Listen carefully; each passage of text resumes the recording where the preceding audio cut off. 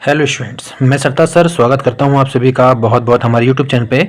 तो स्टूडेंट्स, आज के इस वीडियो में हम ब्रिज कोर्स कक्षा 9वीं गणित का जो विद्यार्थी कार्य पुस्तिका है उसको हम सॉल्व करने वाले हैं। तो स्टूडेंट्स, आज के इस वीडियो में हम ब्रिज कोर्स की जो विद्यार्थी कार्य पुस्तिका है उसका जो टॉपिक है पूर्णांक, है ना, उसके कार्यपत्रक 1 को यानी हम पूर्णांक को आज सॉल्व करने वाले हैं। ठीक है। इसके पहले के जो कार्यपत्रक हैं स्टूडेंट, इसके पहले के जो टॉपिक हैं ब्रिज कोर्स के, हमने पिछले वीडियो के माध्यम से, है ना, इसके पहले हमने वीडियोस बनाए हुए हैं। आप जाकर प्लेलिस्ट में जाकर हमारे वीडियोस देख सकते हैं। तो आप पूरे वीडियो देखेंगे तो और अच्छे से आपको समझ में आएगा और आप ब्रिज कोर्स हमारे वीडियो के माध्यम से कंप्लीट कर सकते हैं। चलिए शुरू करते हैं।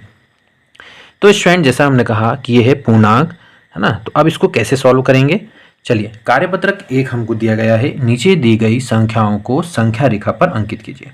अब प्यारे बच्चों, इसको समझना हमको है कि ये जो है संख्या रेखा पर बिल्कुल बीच में होता है 0, और इसके यदि हम लेफ्ट तरफ चलते हैं तो ऋणात्मक संख्या होती है। ऐसे यहाँ हो गया -1, ये हो गया -2, ये हो गया -3, इस तरीके से -4, -5, ये चलते जाएगी।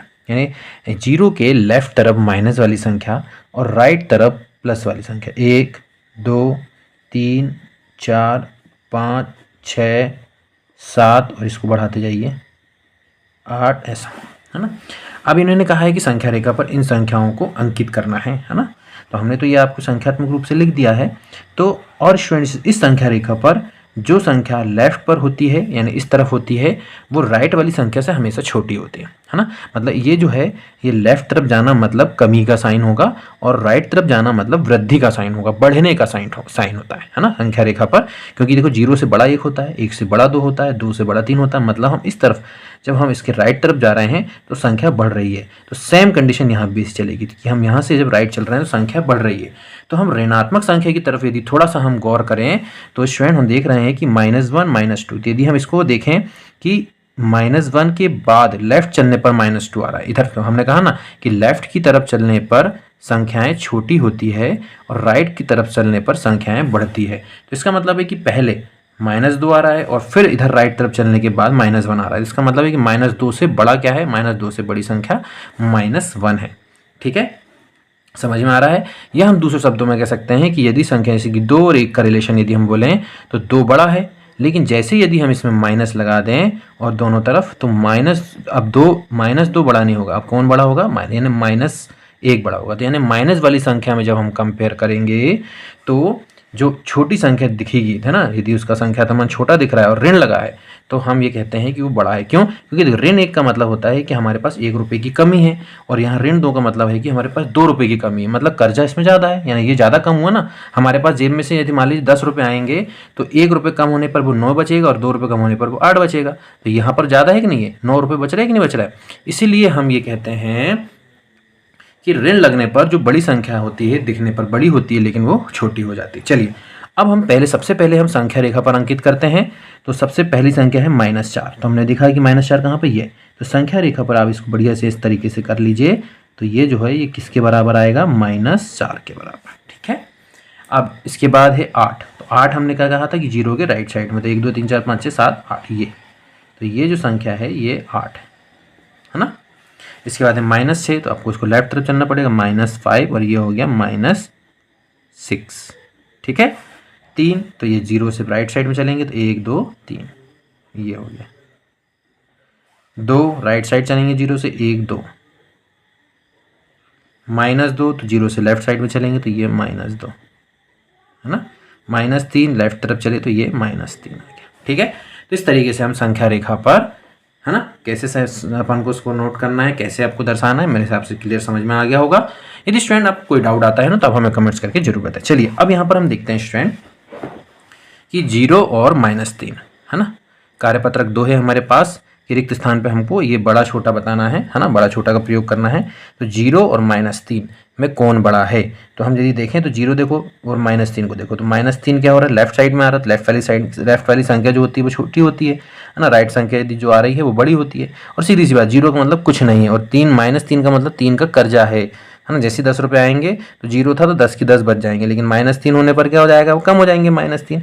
तो ऋण लगने पर संख्या हमेशा छोटी हो जाती है। तो ये छोटी संख्या हो गई और ये बड़ी। तो 0 हमेशा ऋण वाली संख्या से बड़ा होता है। ठीक है। अब देखिए यहाँ पर -40 -20, ठीक है।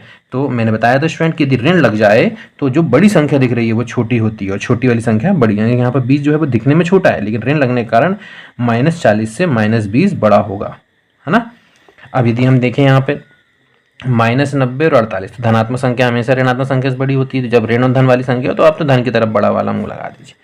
अब यहाँ देखिए -53 -5, तो -53 दिख रहा है क्या, माइनस लगने के कारण -53 छोटा हो गया और -5 बड़ा हो गया, यानी -53 से बड़ा कौन है, -5। -7 -1, तो माइनस लगा है इसलिए 7 जो है वो छोटा हो जाएगा और -1 बड़ा हो जाएगा, है ना। -100 -101, तो 101 क्या होगा, माइनस लगने के कारण 101 जो है वो छोटा हो गया और -100 बड़ा हो गया। आया समझ में यानी स्टूडेंट। चलिए अब इसी तरीके से हम कार्यपत्रक 3 को देखेंगे। इसमें लिखा गया है कि आरोही व अवरोही क्रम में लिखिए, है ना। तो ये है जो आरोही क्रम में लिखना है हमको। आरोही क्रम का मतलब होता है बढ़ते क्रम में, है ना। बढ़ते क्रम का मतलब सबसे पहले छोटी संख्या आएगी, फिर बड़ी, फिर बड़ी, फिर बड़ी। अब सबसे पहले देखिए कि इसमें ऋण वाली संख्या, तो ऋण वाली संख्या 2 है ना। तो अब इसमें ऋण वाली संख्या में सबसे छोटी संख्या कौन सी होगी, जो बड़ी दिख रही है, तो यानी ऋण 7 सबसे छोटी होगी, तो ये सबसे पहले ऋण 7 लिखेंगे। अब उससे बड़ी क्या होगी, ऋण 7 से बड़ी ऋण 1 होगी, है ना। अब ऋण 1 के बाद धनात्मक संख्या में तो जो छोटी दिखती है वही छोटी रहती है, वो बड़ी। अब ऋण 1 के बाद ऋण 1 से बड़ी कौन होगी, 3 होगी, और सबसे 3 से बड़ी कौन होगी, 7। यानी बढ़ते क्रम में बढ़ती हुई जाना है ना, एक के बाद एक की, भाई इससे बड़ा कौन सा है, फिर उससे बड़ा कौन सा, इस तरीके से। चलिए अब इसमें देख लेते हैं। तो ऋण लगने के कारण -9 सबसे छोटा हो गया, उससे बड़ा कौन हो जाएगा, -7 हो जाएगा, उससे बड़ा कौन हो जाएगा, -3 हो जाएगा, और सबसे बड़ा कौन हो जाएगा, 6 हो जाएगा। ठीक है, समझ में आ रहा है। चलिए अब इसके बाद यदि हम इसको देखें तो -6 0 8 2, और माइनस वाली संख्या सबसे छोटी होती है, ठीक है। उससे बड़ी क्या हो गई, 0 हो गई, उससे बड़ी क्या हो गई, 2 हो जाएगी, और सबसे बड़ी क्या हो गई, 8 हो गई, ठीक है। चलिए अब चौथा सवाल है। तो माइनस वाली संख्या जो है वो -9 जो दिख रहा है वो मतलब सबसे छोटी संख्या -9 हो गई, उससे बड़ी जो हो जाएगी -3 हो जाएगी, उससे बड़ी जो है वो -2 हो जाएगी, और सबसे बड़ी जो है वो 8 हो जाएगी, है ना।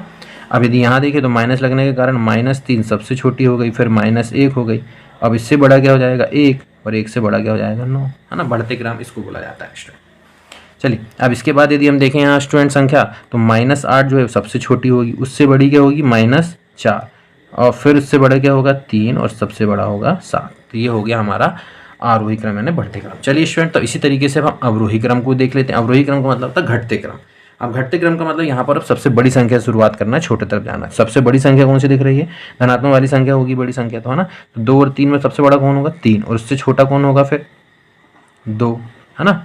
और फिर उससे छोटा, अब ऋण वाली संख्या -4 और -1 है, तो इन दोनों में से छोटा, मतलब इन दोनों को यदि देखें तो अपन को 2 से छोटा तो लिखना है, लेकिन जो सबसे छोटा होगा उससे बड़ा लिखना है। तो इन दोनों में से बड़ा कौन है, -1, तो पहले -1 आ जाएगा जो कि 2 से छोटा आ जाएगा, और फिर -1 से भी छोटा कौन है, -4 है। इस तरीके से इसको हम जमा कर लिख लेंगे। अब देखो ये बड़े की तरफ मुंह खुला रहता है ना, ये वाला जो साइन लगता है वो बड़े की तरफ खुला मुंह रहेगा और छोटे की तरफ बंद रहता है। चलिए तो अवरोही क्रम में यहाँ पर सबसे बड़ी संख्या कौन सी है, 7, तो सबसे बड़ी संख्या अब 7 हो गई। फिर उससे छोटी कौन सी होगी, उससे छोटी होगी -3, फिर उससे छोटी कौन सी होगी, -5, फिर उससे छोटी कौन सी होगी, -6, है ना। तो माइनस वाली संख्या में बड़ी संख्या की तरफ जाना, छोटी होती जाती है, जितनी बड़ी दिखेगी उतनी छोटी। अब चलिए यहाँ भी देख लेते हैं तीसरे नंबर पे अवरोही क्रम में जमाना सबसे बड़ी संख्या क्या है, 8, फिर उससे छोटी हो गई 7, फिर उससे छोटी हो गई 2, और सबसे छोटी हो गई -2, ठीक है। अब इसी तरीके से चौथे में देख लेते हैं। सबसे बड़ी संख्या यहाँ पे है 4, उससे छोटी है 1, और फिर उससे छोटी है -4 और -9 में -4, और फिर सबसे छोटी है -9, ठीक है। अब इसमें से यदि देख लेते हैं हम अवरोही क्रम की, यदि हम बात करें तो स्टूडेंट सबसे बड़ी संख्या क्या होगी, 7, उससे छोटी क्या हो गई, 5।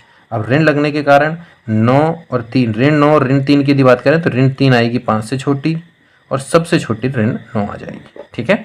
चलिए आखिरी है इसमें कि सबसे छोटी संख्या कौन सी होने वाली है, तो सॉरी सबसे बड़ी संख्या कौन सी इसमें, 8, उससे छोटी कौन सी होगी, 2, और उससे छोटी क्या होगी, 0, और फिर उससे छोटी 0 से भी छोटी कौन सी होगी, ऋण 5। तो ये हमारा अवरोही क्रम कंप्लीट हो गया।